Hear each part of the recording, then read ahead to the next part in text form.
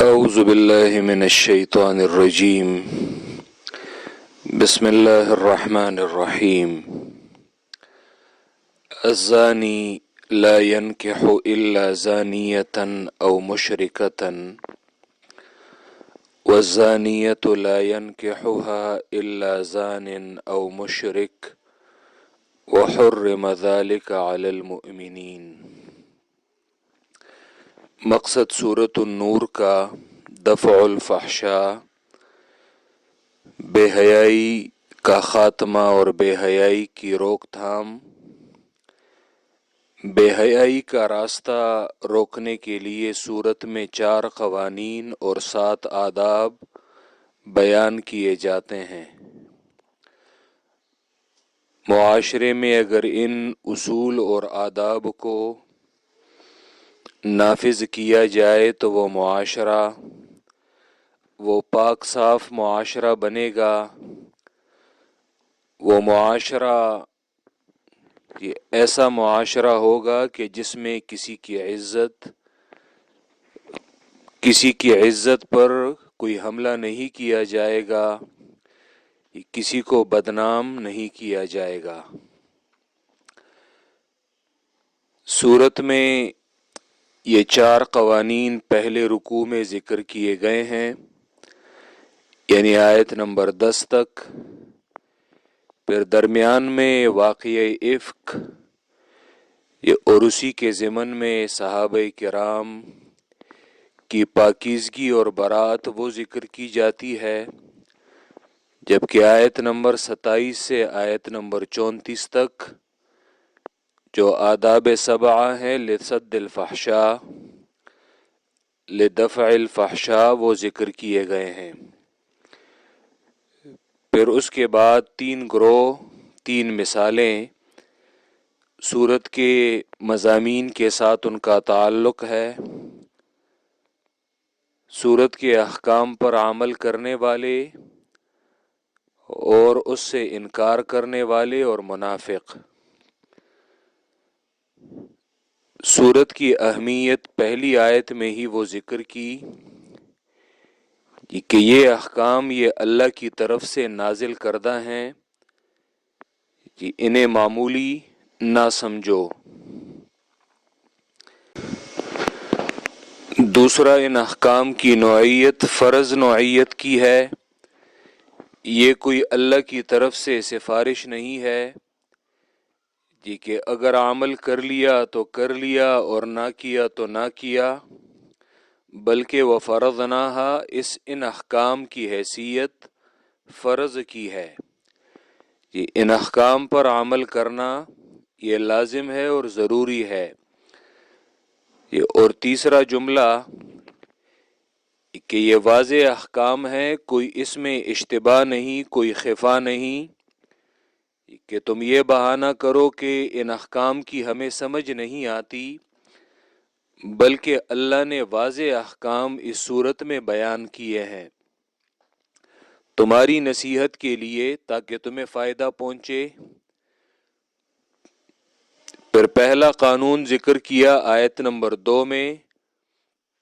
مجرم ہے، جرم کیا ہے تو مجرم پر نرمی نہ کریں۔ دراصل مجرم کی مثال یہ سانپ اور بچھو کی طرح ہے۔ سانپ اور بچھو پر اگر تم ترس کھاؤ گے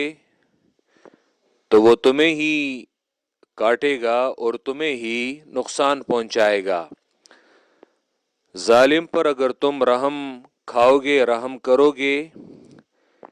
تو تمہارا کیا خیال ہے کہ ظالم وہ اپنے ظلم سے منع ہوگا، بلکہ وہ اس ظلم میں مزید آگے بڑھے گا۔ تو اسی لیے ظلم کا راستہ روکنے کے لیے یہی تدبیر ہے کہ ظالم کو اس کے کیے کی سزا ملے، اور برسر عام سزا دو، تاکہ دیگر لوگوں کے لیے وہ زجر کا اور عبرت کا سامان ہو۔ پھر اس قانون میں زانیہ کو مقدم کیا، وجہ یہ ہے کہ زنا کے باب میں اس طرح میں نے ذکر کیا تھا दरअसल ये मौका ये औरत ही फराहम करती है, वरना अगर वो पर्दे का एहतमाम करे जैसा कि अल्लाह ने उसे हुक्म दिया है, जैसा कि अल्लाह ने उसे हुक्म दिया है, तो मर्द की ये कोई जुर्रत वो ना हो ये कि वो उसकी तरफ आंख उठाकर भी देखे। इसीलिए ज़मख़शरी ने भी जिक्र किया है और मदारिक ने भी, वो कहते हैं वक़ुद्दिमतिज़्ज़ानियतु अलज़्ज़ानी, ये आयत में औरत को मर्द पर मुक़द्दम जिक्र किया है, लिअन्नहा लौ लम तुत्मिअर रजुला, क्योंकि अगर यही औरत ये किसी मर्द को उम्मीद ना दिलाए, किसी मर्द को उम्मीद में मुब्तला ना करे, वलम तुमक्किनहु, और उसे गुंजाइश ना दे, लम यतमा, तो मर्द कभी भी वो तमा ना करे, वो उम्मीद ना करे, वलम यतमक्कन, और ना ही उसकी कोई जुर्अत हो। लेकिन फलम्मा कानत असलन फी ज़ालिका, चूंकि ये गुंजाइश ये औरत ही फराहम करती है, तो बुदिअ बिज़िक्रिहा, तो इसीलिए उसका जिक्र ये मर्द से पहले जिक्र किया है। ये और फिर उन्होंने जिक्र किया है कि सारिक और सारिका में मर्द को इसलिए पहले जिक्र किया क्योंकि बहादुरी में, शुजाअत में, क़ुव्वत में, चोरी करने में मर्द ज़्यादा जरी होता है, तो इसी वजह से वहाँ पे उस मुकाम के मुनासिब यही बात मुनासिब है।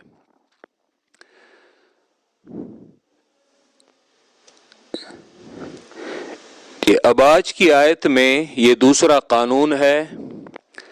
ये अज़्ज़ानी ला यनकिहु इल्ला ज़ानियतन औ मुशरिकतन, कि इसमें दूसरा कानून वो ये है कि ये ज़िना का फेल ये हराम है ईमान वालों पर। जिस तरह इस आयत के आखिरी जुमले से ये बदकारी का ये फेल ये ईमान वालों पर हराम है और ये उनके लायक नहीं है। ये अगर अपने आप को मोमिन कहते हो ये, और अगर अपने आप को ईमान वाला कहते हो, तो इस बदकारी के फेल से बचो, बदकारी के इस अमल से इज्तिनाब करो। वहुर्रिम ज़ालिका अलल मुमिनीन, इसी तरह इस आयत में ये भी जिक्र किया जाता है, ये दूसरा कानून, कि हमेशा ये अपने ही किस्म के और अपने ही तरह के लोगों के साथ मैलान करो उनकी तरफ, ये अपनी ही तरह के लोगों के साथ नशिस्तो बर्खास्त करो। बदकार लोगों के साथ तुम्हारा उठना बैठना ना हो, गलत लोगों के साथ तुम्हारी नशिस्तो बर्खास्त ना हो, तुम्हारा उठना बैठना ना हो, क्योंकि ये गलत लोगों के साथ बैठना ये ईमान वालों के साथ लायक नहीं है और ये उन पर हराम है और ये नाजायज है। हदीस में आता है अर्रजुलु अला दीन खलीलिही, कि कोई भी शख्स वो अपने दोस्त के दीन पर होता है। फलियंजुर मन युखालिल, ये तो किसी के साथ ताल्लुक बनाने से पहले देख लो कि किसके साथ दोस्ती कर रहे हो। बुखारी और मुस्लिम की रिवायत में आता है कि अबू मूसा अल अशअरी रज़ियल्लाहु ताला अन्हु की रिवायत है कि अल्लाह के रसूल सल्लल्लाहु अलैहि वसल्लम फरमाते हैं, जब वो ये अच्छे दोस्त और बुरे दोस्त की मिसाल वो देते हैं तो वो कहते हैं कि अच्छे दोस्त के साथ उठना बैठना, अच्छे लोगों के साथ उठना बैठना, कि इसकी मिसाल ऐसी है जैसे बंदा खुशबू वाले के साथ, अत्तारी के साथ बैठा हो, जो خوشبو فروخت کرنے کا کام کرتا ہے کہ اگر تم اس سے کچھ خریدو گے، کچھ نہ بھی خریدو گے، تو تب بھی تم سے وہ اچھی خوشبو وہ آئے گی، لیکن اگر تم بری صحبت میں بیٹھو گے تو اس کی مثال لوہار کی طرح ہے کہ اس لوہار کے ساتھ بیٹھنے کی وجہ سے وہاں پہ تمہیں گندی بو بھی آئے گی، اور جب کہ وہاں سے جو چنگاریاں اڑتی ہیں تو وہ تیرے کپڑوں کو بھی وہ جلا دے گی، کہ اما ان یحرق ثیابک و اما ان تجد منہ ریحا منتنا، تمہارے کپڑوں کو بھی جلا دے گی اور وہاں سے تم بدبو اور گندگی کے ساتھ بھی اٹھو گے، تمہارے کپڑوں کو بھی وہ میلا کر دے گی۔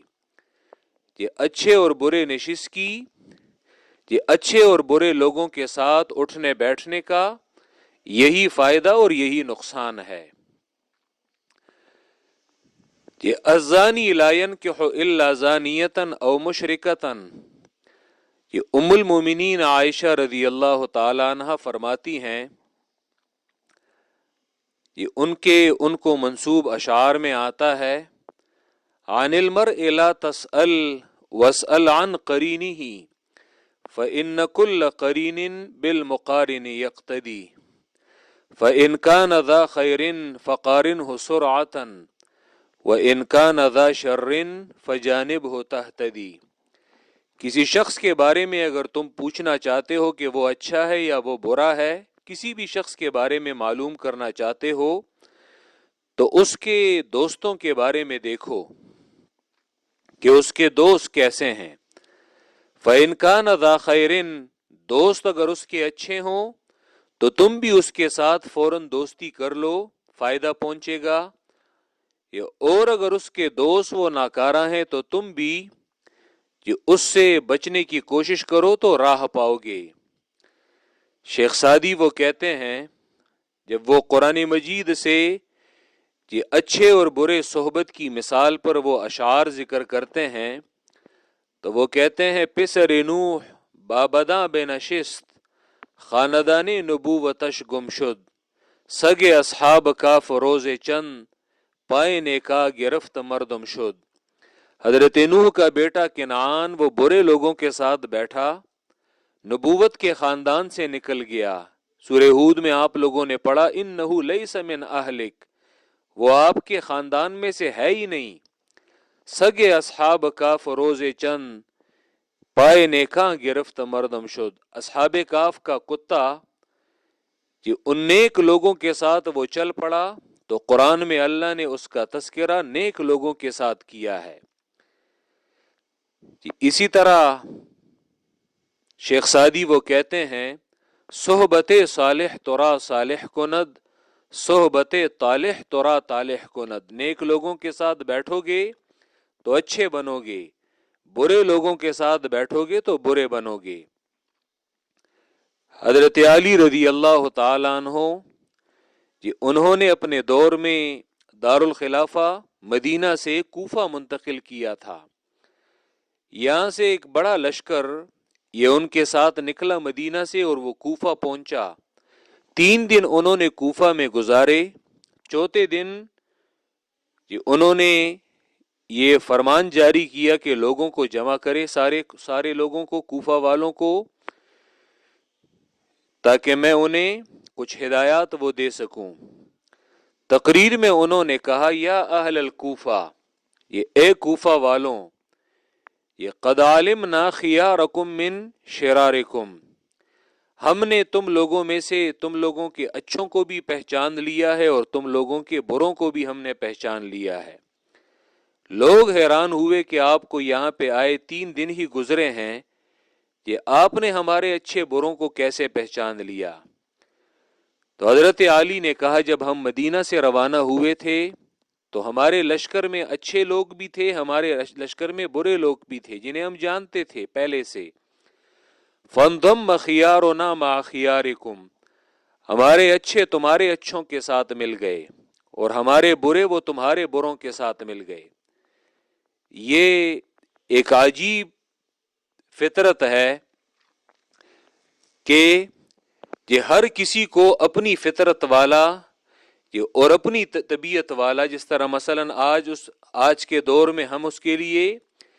انگلش میں کہ دو لوگوں کی کیمسٹری جو ہے وہ بڑی اچھی ملتی ہے، تو جیسی طبیعت والے لوگ ہوتے ہیں تو ان کی کیمسٹری اگر آپ دیکھیں ایک دوسرے سے وہ اس بو کو سونگھتے ہیں اور ایسے ان کے ساتھ مل جائیں گے کہ تم حیران رہ جاؤ گے۔ وجہ یہ کہ ان کی وہ طبیعت وہ آپس میں ملتی ہے۔ تو اگر تم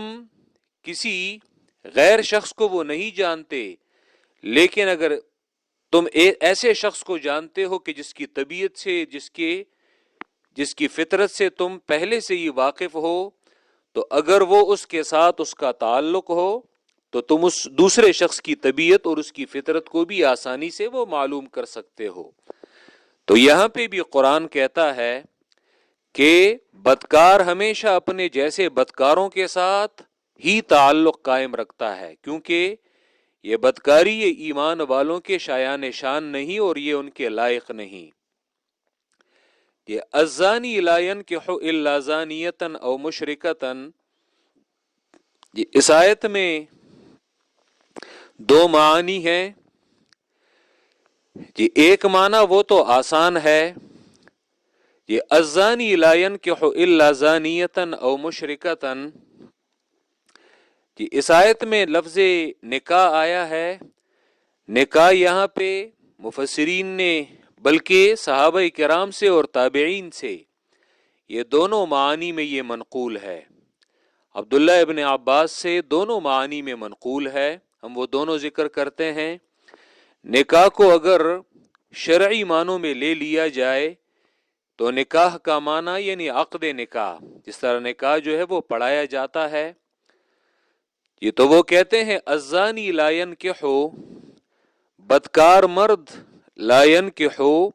وہ نکاح نہیں کرتا الا زانیۃ مگر بدکار عورت کے ساتھ، او مشرکۃ یا مشرکہ عورت کے ساتھ۔ حالانکہ یہ مشرکہ عورت کے ساتھ سرے سے نکاح جائز ہی نہیں ہے، لیکن چونکہ بدکار مرد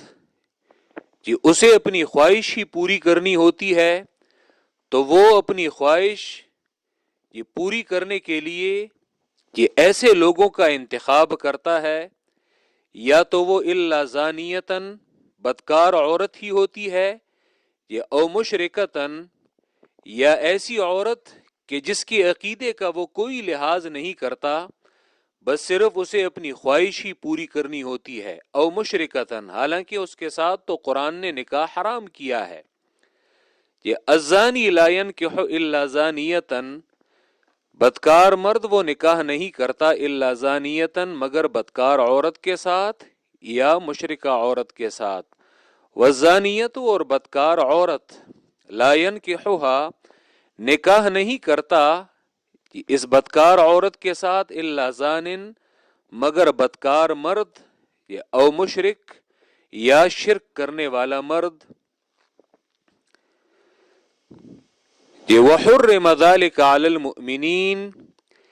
یہ تو ان کے نزدیک اس جملے کا مطلب یہ ہے وحرم ذلک اور حرام ہے یہ نکاح بدکار لوگوں کے ساتھ، وحرم ذلک ذالک میں ان بدکار لوگوں کے ساتھ یہ نکاح، وحرم ذلک اور حرام کیا گیا ہے یہ نکاح بدکار لوگوں کے ساتھ علی المؤمنین ایمان والوں پر۔ یہ ان کے نزدیک آیت کا معنی یہ ہے کہ جو شخص بدکاری میں مبتلا ہو، مرد ہو یا عورت ہو، معاشرے میں وہ اسی وجہ سے پہچانے جاتے ہوں کہ وہ بدکاری کے مرتکب ہیں،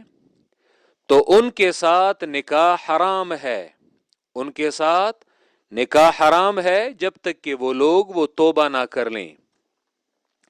جب تک کہ وہ لوگ توبہ نہ کر لیں یہ تب تک ان کے ساتھ نکاح یہ حرام ہے، یہ ان کے ساتھ نکاح یہ جائز نہیں ہے۔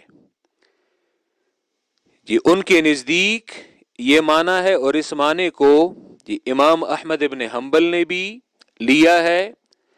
علامہ ابن تیمیہ نے، زجاج نے، ابن قیم نے، اور دیگر بہت سارے علماء نے، اور یہ صحابہ کرام اور تابعین میں بھی یہ معنی یہ منقول ہے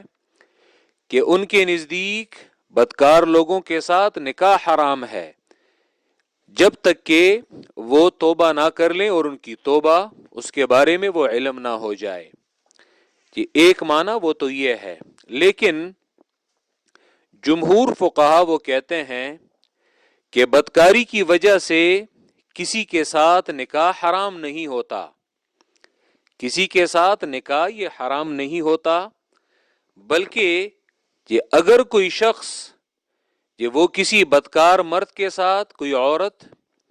یا کوئی مرد کسی بدکار عورت کے ساتھ وہ نکاح کر لے، تو یہ نکاح اگر اس میں وہ نکاح کی جو شرائط ہیں، ایجاب قبول ہے، مہر کا تعین ہے، اور یہ تمام اسی طرح اعلاناً وہ ہو، تو یہ نکاح کی شرائط اس میں موجود ہیں، تو نکاح ان کے ساتھ یہ جائز ہو جاتا ہے. کیونکہ بدکاری،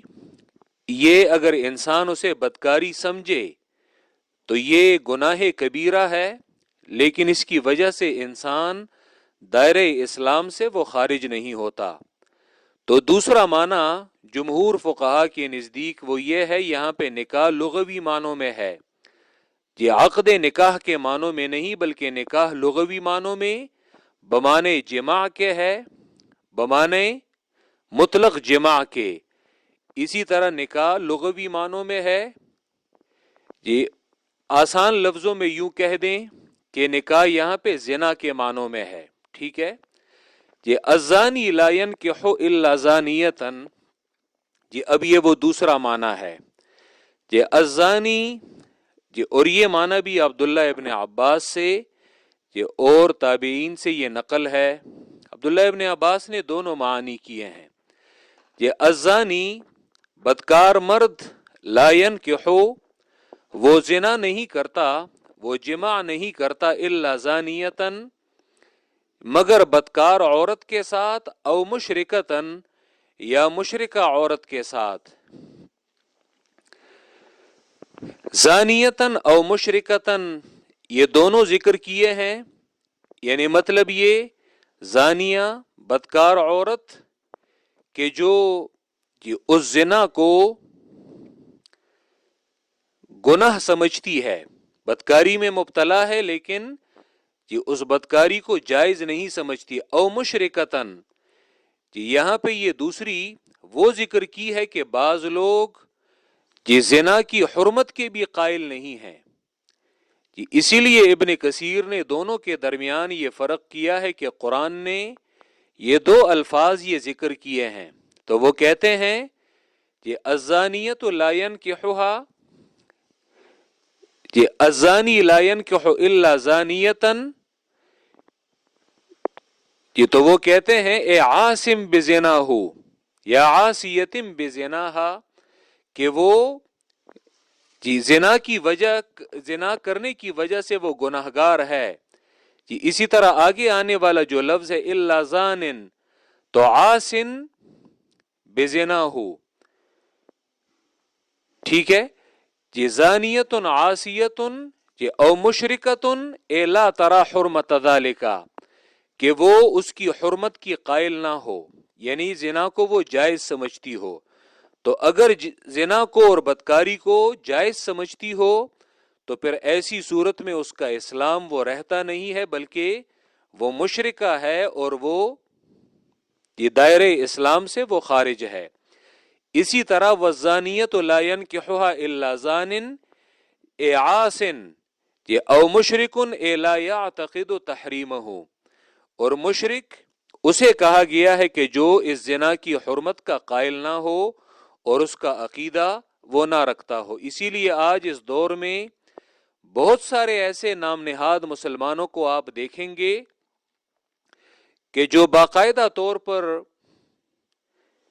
زنا کو وہ حرام نہیں سمجھتے، بلکہ اس کے جواز کے وہ دلائل وہ دیتے ہیں. کہ نفسانی خواہشات ان پر اتنے غالب وہ آ چکے ہوتے ہیں کہ وہ سرے سے اسلام کے ان احکام کا وہ مذاق اڑاتے ہیں. یہ الزانی لا ینکح الا زانیۃ، بدکار مرد لا ینکح زنا نہیں کرتا الا زانیۃ مگر بدکار عورت کے ساتھ، یہ او مشرکۃ یا مشرکہ عورت کے ساتھ، والزانیۃ اور بدکار عورت زنا نہیں کرتا اس کے ساتھ الا زان مگر زناکار مرد، بدکار مرد، او مشرکن یا مشرک مرد. اور دونوں کو یہ قرآن نے ایک ساتھ ذکر کیا ہے، زنا اور شرک کو. یہ قرآن مجید کا طریقہ ہے یہ کہ جب بھی قرآن کسی چیز کی حرمت کی شدت کو ذکر کرتا ہے، اس کے حرام ہونے کی شدت کو ذکر کرتا ہے، تو اسے ایک ایسے لفظ کے ساتھ وہ ملا دیتا ہے کہ اس لفظ کی مذمت وہ یقینی ہو اور وہ سارے لوگ اسے جانتے ہوں. اب شرک، یہ سارے جانتے ہیں کہ شرک یہ ناقابل معافی جرم ہے، تو اسی لیے زنا کو شرک کے ساتھ ملایا ہے تاکہ ایک مسلمان کے ذہن میں زنا کی قباحت اور زنا کی جو شدت ہے تو وہ اس کے ذہن میں اسی طرح بیٹھے جس طرح ایک مسلمان کے ذہن میں شرک کی برائی اور مذمت ہے، تاکہ وہ اسے ہلکا نہ سمجھے کہ یہ زنا کوئی اتنا بڑا کام وہ نہیں ہوگا. اور یہ قرآن کے تاکید کا انداز ہے. یہ قرآن مجید میں اس طرح بہت ساری چیزیں ہیں کہ قرآن اسے ان کی فہرست میں وہ ذکر کر دیتا ہے تاکہ اس کی برائی وہ واضح ہو. اس طرح سورہ مائدہ آیت نمبر 90 میں آپ لوگوں نے شراب کے حوالے سے پڑھا تھا، شراب اور جوئے کے حوالے سے انما الخمر والمیسر والانصاب، وہاں پہ خمر اور میسر، شراب اور جوئے کو انصاب بت پرستی کے ساتھ وہ ذکر کیا تھا. وجہ یہ تاکہ شراب اور جوئے کی جو مذمت ہے اور برائی ہے تو وہ مزید واضح ہو. تو یہاں پہ زنا اور شرک، یہ الزانی لا ینکح الا زانیۃ، بدکار مرد وہ زنا نہیں کرتا مگر ایک بدکار عورت کے ساتھ، او مشرکۃ یا مشرکہ عورت کے ساتھ. والزانیۃ، حالانکہ اس دوسرے معنی پر پھر سرے سے اعتراض ہی وارد نہیں ہوتا، کیونکہ اس کا پھر تعارض سورہ بقرہ کی آیت نمبر 221 کے ساتھ آتا ہی نہیں ہے. والزانیۃ، اور بدکار عورت، لا ینکحھا، بدکاری نہیں کرتا اس کے ساتھ، الا زان مگر بدکار مرد، او مشرک یا مشرک مرد، شرک کرنے والا مرد. وحرم ذلک علی المؤمنین، اب یہاں پہ ذالک کا جو مشار الیہ ہے تو اس میں اشارہ ہے زنا کی طرف. وحرم ذلک علی المؤمنین، اور حرام کیا گیا ہے یہ زنا کا یہ فعل، زنا کا یہ عمل، علی المؤمنین، ایمان والوں پر. زنا کا یہ فعل یہ ایمان والوں پر حرام ہے، یہ اور ایمان والے اس سے منع کیے گئے ہیں، اس سے یہ منع کیے گئے ہیں. یہ تو اس معنی میں، دوسرا معنی اس میں نہ تو اس آیت کے ساتھ کوئی تعارض وہ آتا ہے